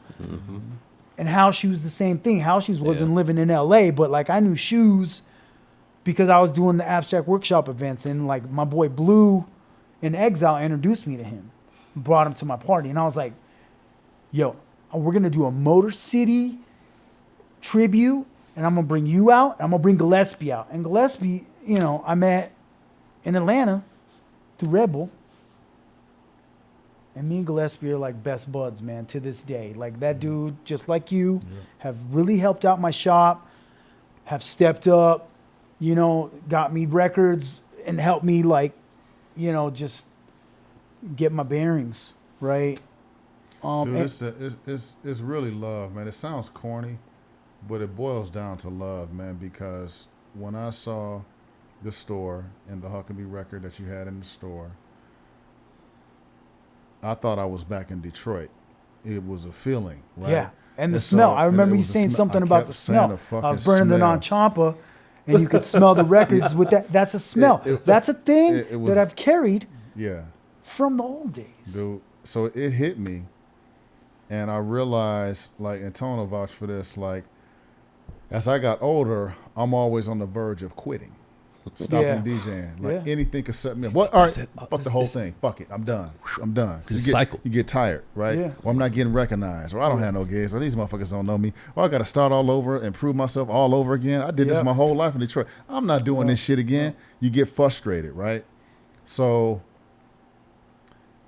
I walk in the store and I was like, oh, wait, this is here? This is here? Oh, I'm not quitting. Fuck that. I'm in now, right? So you don't know that the store was a lifeline to keep me in the game, right? Yeah. To keep me in the game. And I'm a guy, I don't want to ever retire. I don't ever want to leave this because I love it. But I've gotten frustrated over time because when I moved from Detroit to Phoenix, I went from, I could walk in any spot in Detroit. Hey, what's up, Energy? What's up, Steve? Yeah. What's up? Oh, what's up? You know, you don't have to beg. People asking you to spend. You have a little bit of notoriety. You connected, like you said, you're connected to all your people. I'm connected in Detroit. That shit doesn't carry over into a new city. Yeah, right? It doesn't carry over. Yeah. Unless you wear a lot of hats like CoCoe. Unless you stay in the game and stay connected and stay plugged in.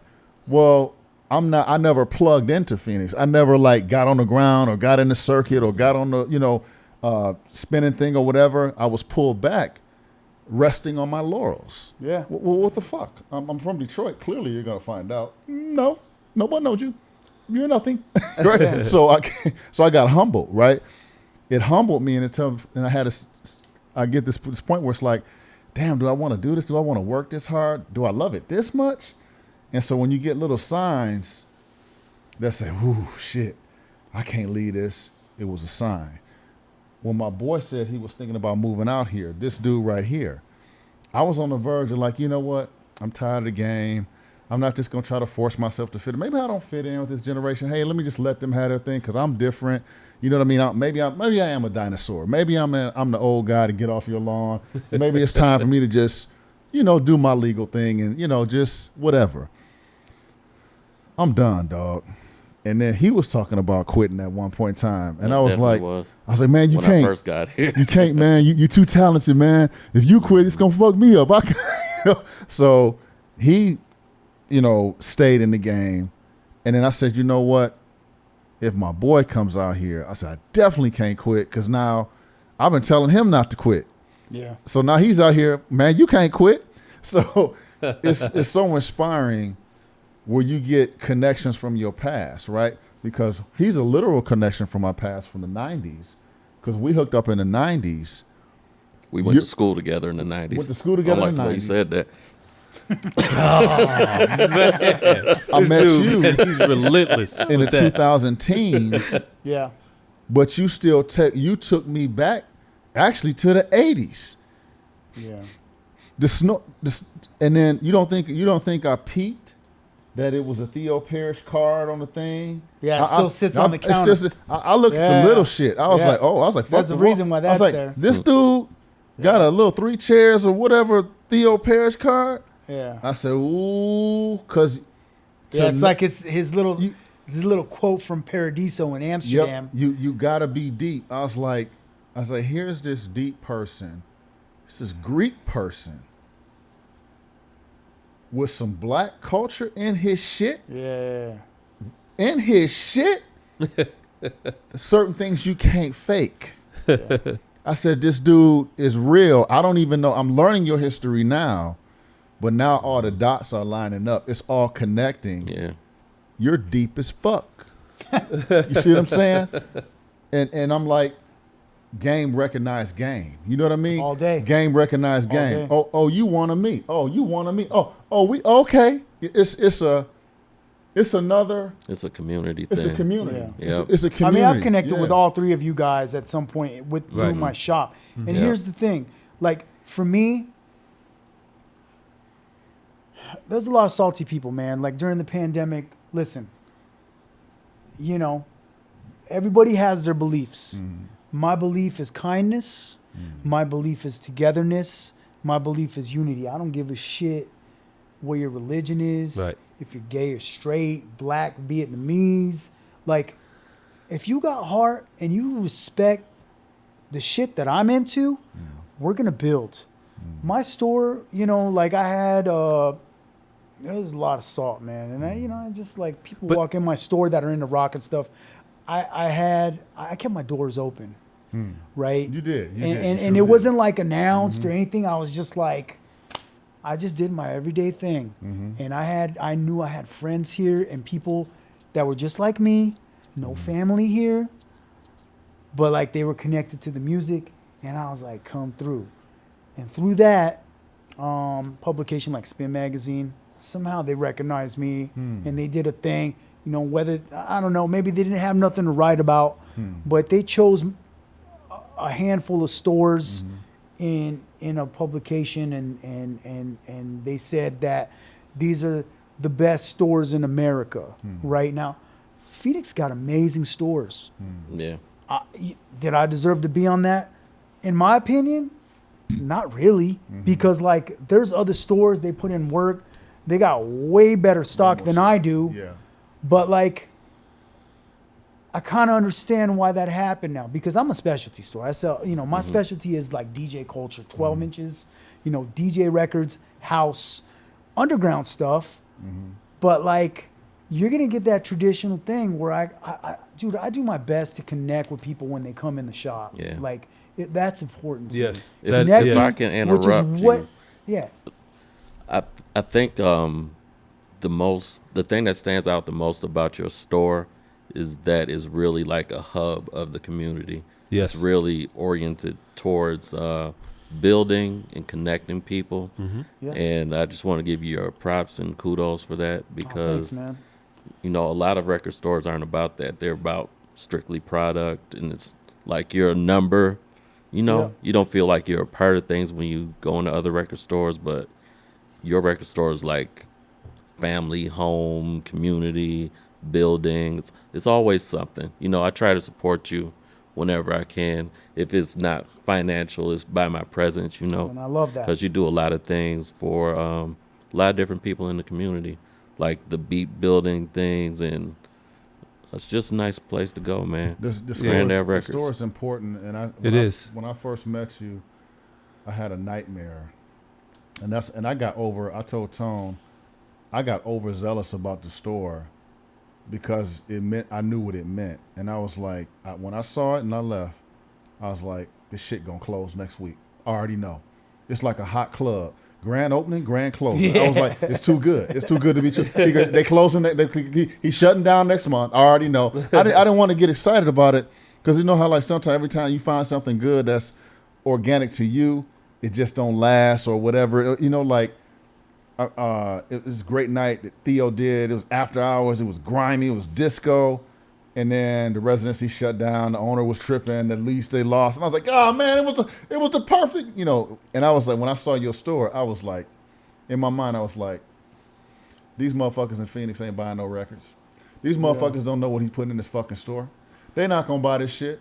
I'm going to come in here and spend too. I'm going to buy every week in this motherfucker just to keep it open. Fuck that. I was like, you're man, a big part of if you about to shut this down, tell me what the rent is. I'm going to go in half with you. I don't even want shit. You can't close this motherfucker. Yeah. Like, I felt that passionate about it because it was literally my Detroit, my By Right, my Record Time, my Melodies and Memories in Arizona. And it's not about each record on the wall. It's not about each tune. I could go there and be like, I don't need none of this shit, or I didn't find nothing I like. I buy something anyway. Fuck, I got tunes over there right now. I'm like, what the fuck did I buy this for? I was in the moment and it was in the spirit and I got to see you. Or I got to smell the store. Or just look at the fact that you got art in the store. And if you can't support culture, and I'm going to say this to people, support doesn't mean just say hello, hit a like button. I'm big on this. Spend some fucking money. Mm-hmm. Buy something, right? Don't ask for everything to be free. Don't ask to be on the list. Don't say, what's the hookup? Yo, man, can you get me on the da-da-da-da-da? Yeah. Because at the end of the day, we got to drive and put gas money to drive to the store. This man has to pay rent. There's an AC fucking bill in the fucking store. There to restock the records, to buy a collection, you got to do what you got to do. Yeah. And so if we walk in there like, well, I'm straight, I'm good. If everybody does that, what's up, CoCoe? Yeah. What's up, dog? Yeah, dog. If we just doing this, but nobody's ever swiping, nobody's ever buying anything, then we don't support our culture from a commerce standpoint. Mm-hmm. And you can't be mad when the culture disappears. Yeah. So if you don't buy a record, and you don't buy a record, and you don't buy a record, but yo, man, can you come down on the podcast, bro, and just, come on down, bro? The fuck, are you crazy? The fuck, are you crazy? You know what I'm saying? And so I tell my friends in Detroit all the time, like, there's so many tunes I could get for free. I could call so-and-so and get for free. Mm-hmm. I'll buy the tunes, right? If I'm in your shop, I'm not gonna be like, well, I know Gillespie too. Fuck it, I'm not gonna buy this. I could just email Gillespie to ask him if he could give me to me for that. The fuck? Yeah. I'll buy it from you and I'll buy it from Gillespie. You know what I'm saying? What you gonna get it on the hookup for? Yeah. I buy Detroit records for motherfuckers I know. I bought records I got a mix on, and I'm like, I'm gonna just order it because it's cool, and I wanna keep the system going, keep the energy. Because if you don't, gotta supply the ecosystem. You gotta supply the ecosystem. I agree. And I'm like, okay, as DJs, we gotta do it. So Tone tell me, I don't play vinyl no more. I'm like, okay, cool. Fuck you. You hang around me long enough, you're gonna be playing some motherfucking vinyl. Because something gonna happen. I'm gonna invite you to a vinyl gig and make you buy some shit. Fuck you. You know what I mean? Like, because I'm hardcore on just us supporting what we do. The same thing goes for venues. So like, if he's throwing a party, if you're throwing a party, Tone's throwing a party, I'm not asking to be on the guest list. And I true player pays to get in it. Yep. I will show up. You are the man on that. You are the man on that. And it's like, if I show up, I'm paying my money, because even though we're friends, you had to put money into this to make it happen. Yes. And I'm coming here, and the thing is, there's a very good chance that you're not getting any part of the bar. So I show up, I spend $200. Huh? So there's a zero chance. Yeah, I'm spending $200. I'm giving someone I don't even know $200 because I come with maybe two friends, and we on the guest list, right?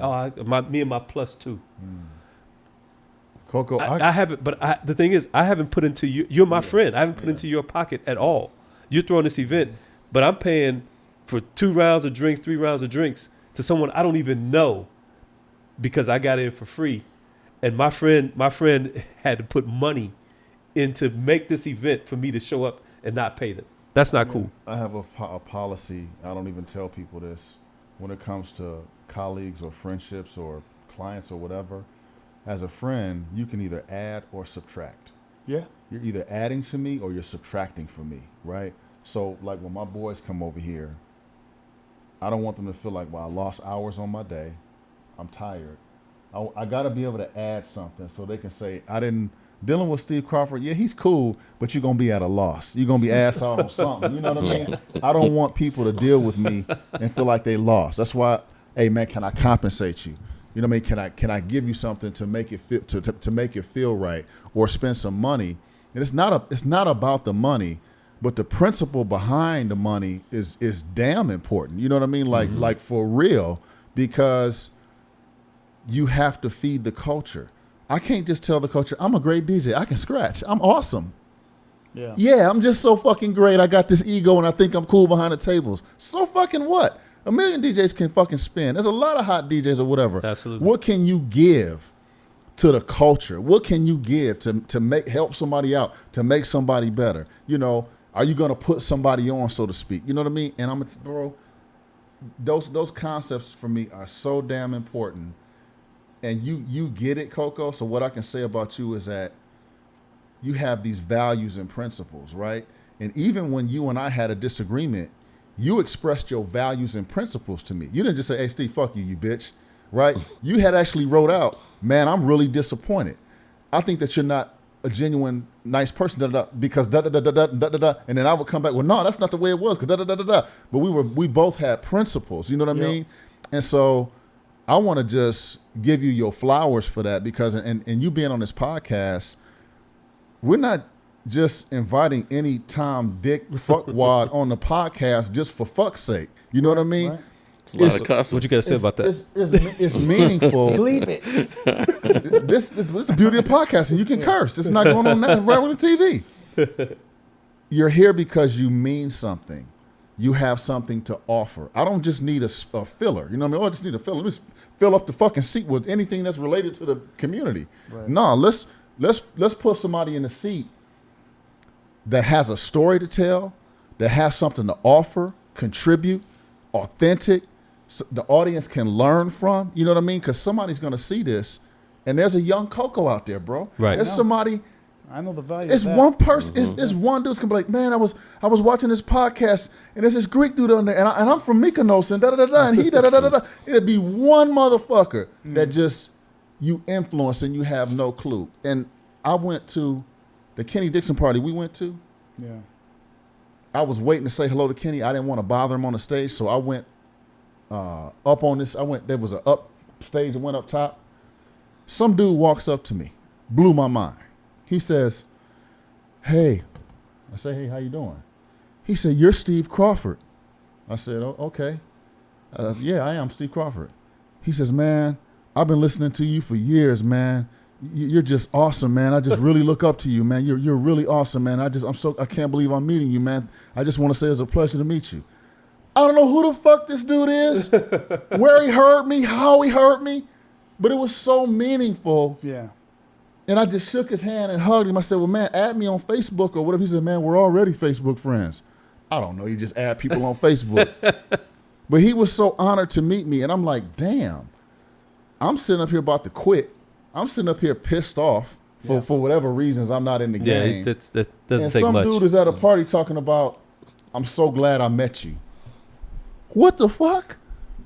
So you have that presence as well. You have that impact in our world, in our ecosystem, where you're impactful, man. You're of importance, because I'm telling you, bro, if I didn't feel it and sense that, like, you literally wouldn't be sitting. So you sitting in this seat, I always like to affirm my people. Like I affirm this man right here, because he's been through fucking hell, and from a DJ standpoint, and I've been one of his biggest fans, because like you know how we're DJs, we got little egos, but we're also fans. Yep. You know what I mean? We're also students of the game. Yeah. And so I'm a student of some of the stuff that he does, and he used to look up to me. And I'm like, nah, dog, I look up to you too. It's mutual. You know what I mean? It's a mutual thing. It's not like, well, I'm the senior DJ and I do more parties, because I did more parties than him in college. But for with this dude, I saw my weaknesses, right? Because he was hitting areas of music that I was weak in, and I could either hate on him and dust him to the side, or I could say, you know what? I'm gonna listen to what the fuck this dude is doing. Right. I'm gonna listen to them mixes, and I'm gonna learn some shit, because he was doing stuff I wasn't doing. And for me, same with this dude right here. This dude has this musical knowledge that's it's really wide. I would say he has the wide breadth. His palette is like super wide. So he'll be talking, to meander through different genres, man. And he'll mention something, and you'll just be getting schooled in the conversation. No, I didn't know the Mazzell brothers were from New York. God, and he'll be breaking down some shit, and you just be like, this dude's a fucking musical nerd, like to the nth degree. You can either be mad at it or you can fucking learn. And so anyway, I didn't mean to take over this fucking interview, but I got to ask you this before we get out of here, and we're still going. I don't understand how you've thrown these Prince parties that you throw every year. I'm telling the audience, they go down. The baddest party that I've ever done in this state, and I haven't done a lot, it's only been a few, but CoCoe booked me to play this Prince party with some other DJs. De La was one of them. He said, pack your crate, all Prince. So it's all vinyl, all Prince. I get to this gig, and I swear it is 700-800 people at the, what was it? That one was at the Van Buren. At the Van Buren. Was that like 2 years ago? No, it was a while back. It was before the pandemic. Because every time you've had one, I think the last 2 or 3 of them, I've been out of every time. I don't know how it happens. Yeah, it's hard because I usually throw them on the holidays, so I'm working on not doing it on the holidays. Tell the audience how the hell because that party is a brand in and of itself, and it's super successful.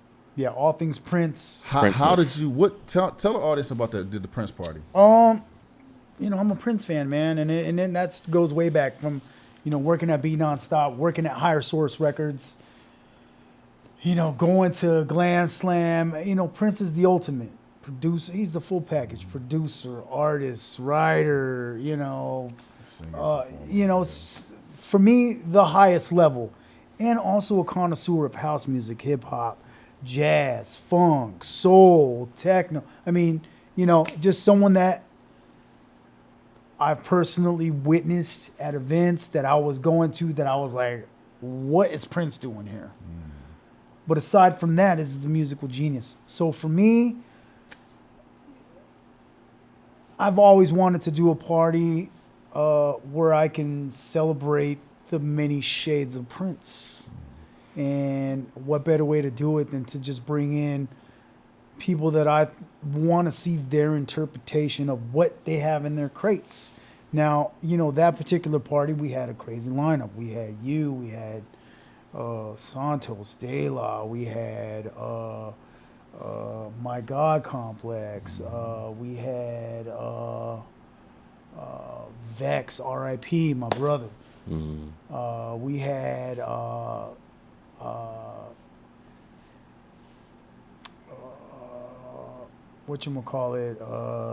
Mitch Freedom, High Dreams, right? It was a stacked lineup, and we had 2 DJ booths. I did the Shrine. I didn't know that many people were going to show up, and there was that many Prince fans. I didn't know there was going to be a Prince mural across the street from my shop. Damn. I didn't know that I was going to connect with the Purple Paisleys of Arizona. I didn't know there was a orchestral Prince event here in Phoenix. I mean, Prince lives deep. In Phoenix as well as every other city. I just do what I love, man. And the Prince parties were just kind of like the shot. I just went with it. And, I'm continuing to do it. The last one I had Lenka Paris, who was like one of Prince's DJs. And, honestly, I didn't know too much about her. But one of the cats from the Prince group were like, yo, I just went and saw her DJ in LA. You should check her out. And, the magic of social media, I reached out. She's the resident of Paisley Park, resident of Fifth Ave. And it was amazing. One of the best interpretations of Prince's music that I've heard. And to the point to where, I let her play more than needed. Then it was, we were supposed to she's supposed to play 2 hours. I just wanted to dance. It's a special party. It was a grown folks party. It's like 40 and over. And I'd like to get your thoughts about the scene in Arizona, the culture in Arizona. Is it viable? Is it still growing? Is it dead? From your perspective. My perspective, here's where I see it. And I'm a Phoenician now because I live here. I've been here for 12 years. My daughter's born here. But the growth that I've seen, it keeps growing. There's every year, I see it through the shop. There's new generations of cats, a lot of electronic stuff going on. Techno parties are selling out. You saw the Detroit Love parties. I don't know if you went to all of them. Nope, just one. Just that one. Ridiculous. Sold out shows. Those were unpredictable, and they filled up the spots. Techno parties selling out. House is growing in different directions, but it's all part of the ecosystem. Okay. DJ culture, dance culture, right? And I think that in my humble opinion, it competes with all the other big markets in the States. And maybe even some in Europe and across the pond, for the simple fact that there is diversity and there's an openness to bring in a variety of underground dance music. Yeah, there's some bubblegum stuff too, but like as a whole, I definitely feel like we are doing our part in dance music. You talked about the diversity. Is that because rarely now, I've lived here almost 20 years, rarely do I find like native Phoenicians. People are from other places, so they bring that flavor for wherever they're from. Detroit, I'm a Chicago native. Yep. If you come from Maryland, Baltimore is a little bit different, right? Oh yeah. You come from Florida, you come from Cali, you come from Texas. Yep. You meet all these different people that have these different ears, if you will, for this music. Is that what you have kind of attributed to? All ages, right? That's true. Across the board. I mean, I talk to cats that come in my shop. You know, I had a conversation with some customers came in to sell me some records. Mm-hmm. I talked to them on the phone. They brought me some bullshit. I was like, I'm not buying this. But the conversation was priceless. I see. Right. Because I've seen you do it. The kid was sneaking into the record box to hear Ron Hardy, and he was telling me his stories. Mm-hmm. I had my other homeboy, Yorick, who's a legend. Dude, I bought his whole record collection. We connected harder than most people that I've connected with. This guy was in Chicago from the beginning, the 70s, and knows, like, he's seen all my heroes grow. Mm-hmm. And, like, his record collection was the story. So, you know, I've always been a true believer. It's not where you're from, it's where you're at. And that is very important in the growth of cultures, right? Because, like, you know, we're going to pass. We're going to go. We're going to get old. Yep. We're going to be those old dudes. Yep. I'm not going to want to, you know, it's hard enough for me to go to the club now. I got to pick and choose my battles. That's right. The old man kicks in. I'd rather just be home with my daughter. I'm working, you know, to keep the shop going. Mm-hmm. But, again, going back to the shop and going back to being, I feel like I'm an elder in the culture, right? Yeah, you paid your dues, brother. Pay my dues from a young age. I'm pushing 50. I've seen a lot. I've experienced a lot. I'm still the biggest fan. Mm-hmm. The biggest fan, right? From the new to the old. Like, I will support it till the wheels fall off, right? And then someone else will carry the torch. Right.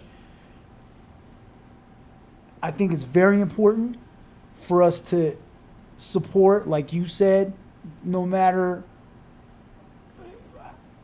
by all means, right? Like, maybe you can't make it to the club, you know, support the digital music, support sharing something, go to the record store. Go to your Discogs. Go to your Discogs, whatever it may be. Listen, we talked about formats and all that stuff, something I've said for a long time. Right, through the digital stuff. And I worked with Serato when they were launching that stuff, when they were out of New Zealand. I got history with all the digital stuff too. And yeah, I was a Serato guy and a vinyl guy. My preferred thing is the wax because that's where my arsenal is and I'm the most comfortable. But don't get it twisted. I tell the young cats, it doesn't matter what you're on. Celebrate the music. You could be on a Walkman, on a Teddy Ruxpin doll, right?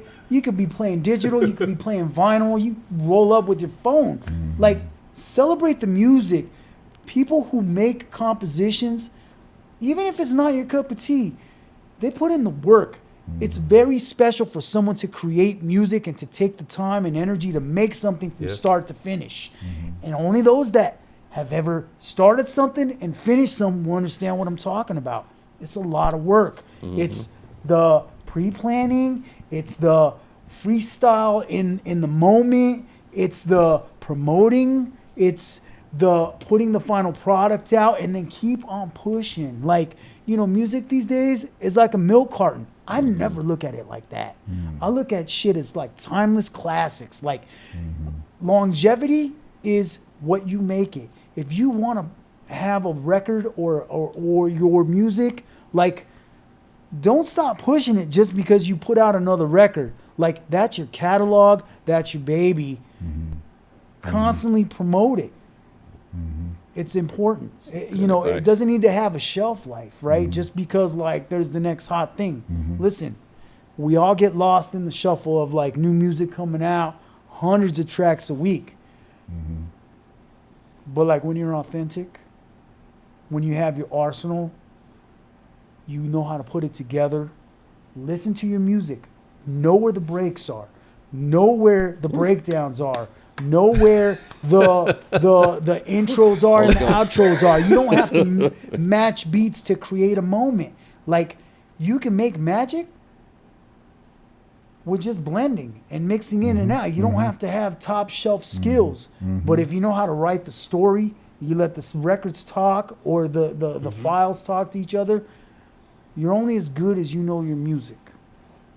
It's very important to understand those fundamentals. And it's very important for guys like us that are a little bit older, have lived, to be able to shed some light, whether it's to the kid just coming up or to the OG that, we're sparring, sharing stories. And like this conversations like this are important at all levels. Yes. You just answered a question earlier by mistake. I wanted to tell, I guess, my boy Tone. I get invited to play certain things at certain sets, and I'll play digital or control or whatever, because you have to nowadays, because nobody's just having 1200 sitting at the club or whatever, unless I bring them. But when there's turntables, it's like Steve Crawford goes to another level, and you answered it. You said somebody asked you, what was your favorite format or whatever, because you can get down on anything. But you said vinyl is where my arsenal is. Yeah. And so because I never threw away any of my records, so I've been collecting since 1984, 85. And 95% of that stuff I kept moving. When you move an apartment, you move your records and move it. And so I did my final move when I left Detroit to come to Arizona. I was like, geez, I'm not moving anymore. But then I was at this condo, and then I moved down so I've moved several times in Arizona, and every time I promised myself, I said, this is the last time. I'm not moving these damn records no more. I'm done. I'm done.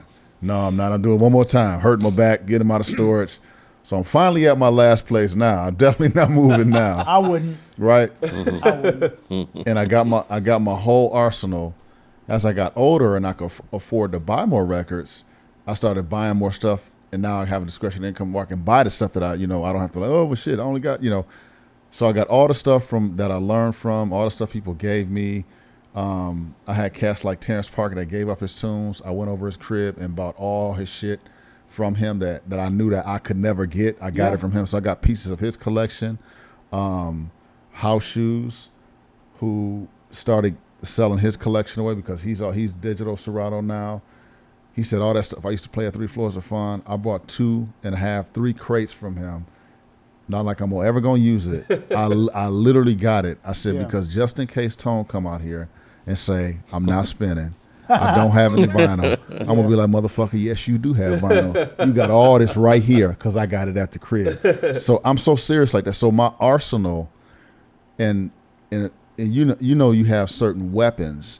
I got a certain arsenal and certain weaponry that's only on this vinyl, and I execute it so well. I never took the time to get it all the digital. It's like I have a lot of digital stuff, but I have to actually do more planning with digital than I do with vinyl because I was vinyl my whole life. Yeah. So when somebody invites me out to do a digital gig, I got to make sure I got the proper crate folder. I got, whatever, my drive is right. But if you say, Steve, we're doing vinyl, and I'm like, oh, I'm gonna bring a crate. I'm gonna bring a crate of heat. Yep. And I've touched that heat a million times. It's gonna skip at one point because it's got a dirt mark in it, it's got a fingerprint. But I've touched the heat so many times, I'm going to fucking destroy. Yeah. You know what I mean? As opposed to when I'm scrolling through the knob on the digital, and I'm looking at titles.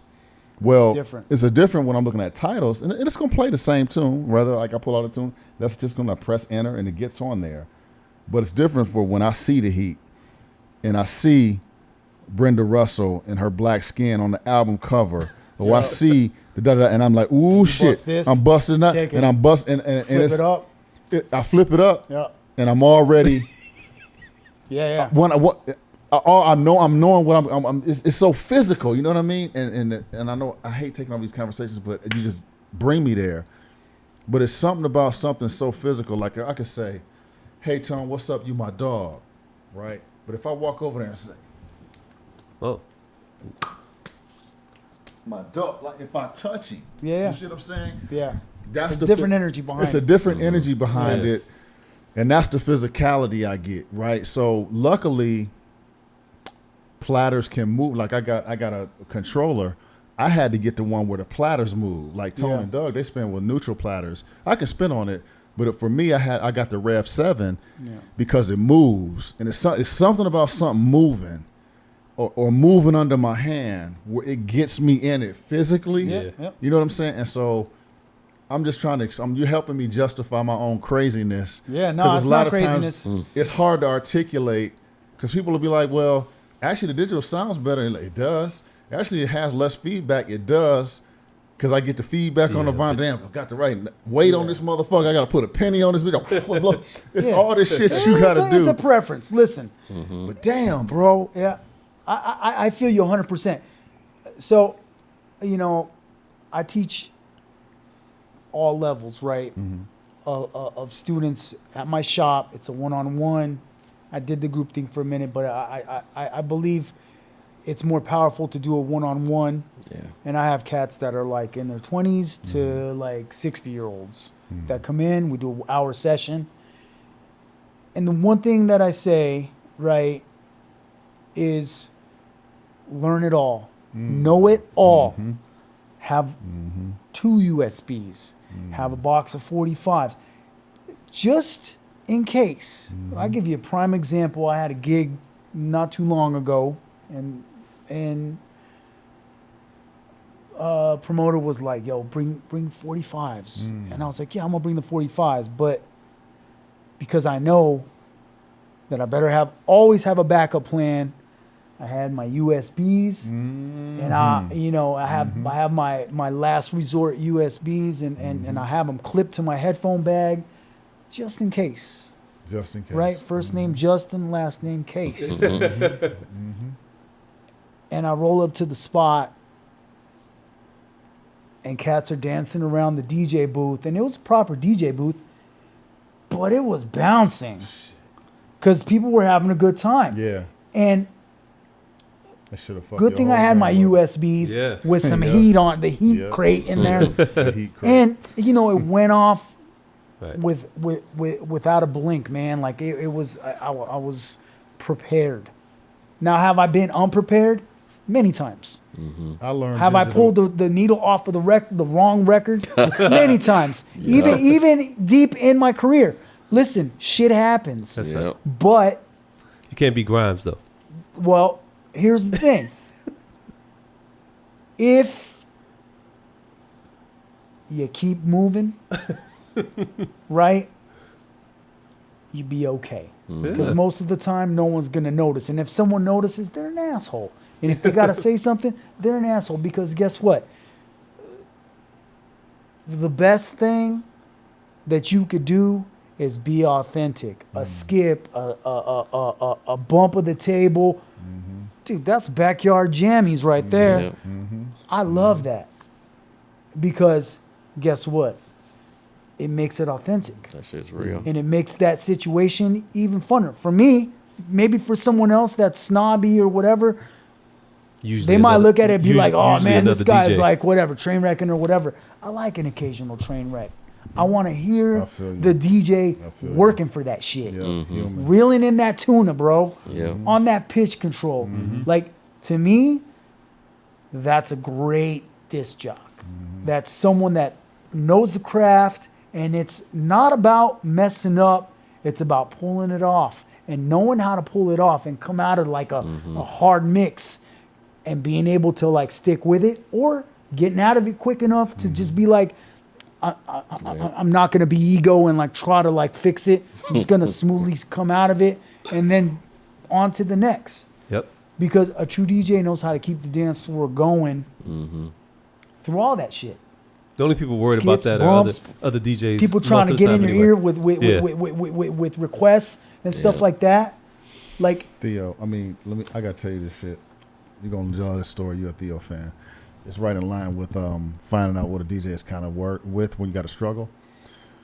So we're at the spot downtown, Detroit. Okay. And I love Theo because he played a lot of disco music, and that's my favorite format. But his selections were just incredible. And so he was one of the few DJs I would go out and go check out because I knew I was going to hear some tunes he was just going to destroy the club with. So he's at this bar downtown, and one of the turntables is fucking up. Yeah. It's either not grounded properly or something's wrong with the cord. And so every time he would play a tune on the right side, the sound was just off. So Theo, you can tell he starts getting sick of it. He's like calling for the sound man to come over or something. You could hear it. It was like, it was like some distortion feedback or something, right? And everybody was patient because it was Theo Parrish. It wasn't like some Grimes moment, right? Where it was like, oh, boo. Everybody was just waiting. That's like waiting. So he's waiting for the sound technician to fix this hum, this right?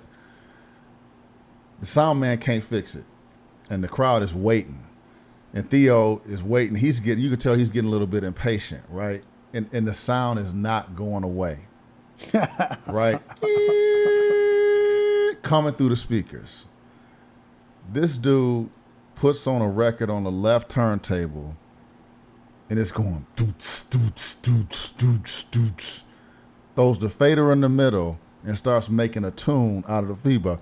Doots, doots, doots, doots, and he starts eking, and everybody's like, oh, shit. And I was like, where can we get that? This motherfucker made musicality out of feedback. Yeah. Because the normal would do would have shut it down or turn the volume down. He starts working the feedback, and I sat there and I was like, and I'm a Detroit DJ, so we stand back waiting for somebody to fuck like, what you gonna do? Yeah. I'm sitting back there in my Detroit, bad man stance, and this motherfucker is working feedback into the record, and that told me that he had experience, he had an ear, he didn't panic, he didn't sit down, he started entertaining with the fuck up. I never seen somebody take a technical fuck up. Like you'd have been like, well, man, is the ground in? Take the needle out, lick the, we lick the needle. We doing all this shit, and it wasn't getting fixed. Yeah, worst thing you could do, by the way. Right? We all did it. We all did it. Worst thing you could do. When he worked that feedback, man, I share that story so many times because it was just a moment that I'll never forget. That he just started playing with this sound and turned it into a joke and was making music out of this sound and everybody responded. And I don't know what the hell I learned, but I was like, damn, this motherfucker is another level. So it wasn't making about something out of nothing. It wasn't about a trick. It wasn't about a skill set. It wasn't about hitting the break. It was his presence and his aura and the presence of mind to take that moment and make it fun for the audience. And everybody was going bananas on feedback. I was like, clearly, I'm not on this level yet. Yeah. Because this motherfucker making people scream, and the shit is fucked. The sound system is fucking up, and they're going bananas. And I was like, and the shit sounded good too, and it was so Theo. It was like, I'm like, dude, you the only motherfucker who could pull this off. If I did this shit, I'd be getting fucking booed. They'd be like, when you gonna turn on the, when you gonna do something? I want to share that with you because you were talking about. Hey, listen, making something out of nothing. I'm a fan, 100%. One of the most memorable times I ever had. I was, this is like my heyday. I put out some house records. I had a crew, worked out a lot of labels. But in 1998, and this was like, I was deep Theo fan, deep KDJ fan. People weren't on it yet, but I worked in the record shop. I was DJing. I mean, I was on my shit. So I went to Holland, and it was like 88. It was like October. And through my distributor for like all my reggae stuff and hip hop stuff in Holland, they happened to be throwing a party, and it was like in Harlem, which is like a couple towns over from Amsterdam. Same night as like Theo and Kenny Dixon playing at Paradiso. Dude, I played probably one of the best parties ever. I mean, it was insane. It was like packed. I rolled in there with like, this is like the days of cassette tapes, right? 100 cassettes in a box. And I gave them out, dude. I mean, I played my set. It was packed. I got photos of it. I'll talk to Kenny about it too. And I was like, I got to hurry up and get out of here so I can go catch my heroes, play records. And this is like, no one was playing digital. They were rolling out with records. So I did my gig, and I'm talking like anybody else would have like soaked that shit up, stayed at the gig. I mean, I was like a hero, right? I was giving out mixtapes, and you know, it was a good gig. But I was like, this ain't shit. I gotta go see Theo and Kenny. So like, I was like, I told the promoters, like, I'm like, I gotta get paid, and then I need a ride straight to Paradiso right after I'm done. Like, they're like, what? I'm like, I need to go. I have to go by myself. I lost all my crew. Everyone was doing gigs, you know, around Holland. You know, it was Amsterdam dance event, so there was a lot. I mean, everybody was in town. I went there. They played for like 10 hours. And it was a clinic. And that inspiration, that was what pushed me to go one step above, to search for records beyond house music. Like the deep cuts, 12 inches. I've always been into the 12s, man. Majority of my collection is 12 inches. But what I saw Theo do and what I saw Kenny do, and it wasn't about the mixing. It was about the selection. And they knew those records, man. And that's it. That is the center of being a great disc jock or DJ, no matter what your weapon is knowing the music. And you can tell when someone knows the music and has prepared not just for that gig, but has prepared for their career. And I'll never forget it, man. And when I saw Kenny that night, we were talking, we were hanging out in the green room and shit, and we were talking about that, and I had connected with him on that. I had seen him at Paisley Park. I went to a party at Paisley Park, and Kenny was playing. It was like a Red Bull thing. I got invited out there. Went out there with some friends of my crew, and I expressed just the transitions, and you know, Kenny wasn't mixing. He was just playing, like he'd go into techno, going to like some, you know, Kenny sometimes dance floor stuff. He was, and that's the thing. Yeah, he was doing and my point is, if you can take chances when people least expect it, you can really create something and like make a memory Absolutely. for others that 25 years later, they will come and express to you the change. Even as a person of myself, who at the time I thought I was seasoned because I was probably like 15 years into my DJ career, but it changed how I look at the craft because of like how I saw my heroes play it. And it didn't have to be like, you know, a Louis Vega where it's like everything's just like flawless, dude. You never hear any beat come off and nothing. It was a different style. And that goes back to what I was telling you earlier in the cast, why I was so attracted to the Detroit sound, whether it been, you know, hip hop, techno, house. They all had this, you know, the way that the music is made, like hip hop, in the techno and in the house, the Juan Atkins, that's what I got from it, and that's why I was so attracted to that sound. Is because it reminded me of the shit that I came up on. CoCoe, man, I want to thank you so much for sharing your story, sharing who you are. That microphone got a lot of history, man. We're going to put that in the Smithsonian. You have spit some of the deepest game so far, in this early juncture of the Rooted podcast. I know all three of us are thanking you right now. Absolutely. I can feel it, man. It was dope as shit. Thank you. I have one request from you. Yes, sir. Do you promise that you will come back and let us record a set? Yeah, let's do it from you so we can hear what you sound like. Absolutely. Yeah, we got to have that. Y'all heard that? We're going to hear a DJ set from CoCoe. This is the man at Grand Ave Records, and not just a record store owner, but a true contributor and fan of the culture. Thanks a lot, brother. I appreciate it, man. Blessings, man. Yeah, Love you, bud. Yeah, you too, man.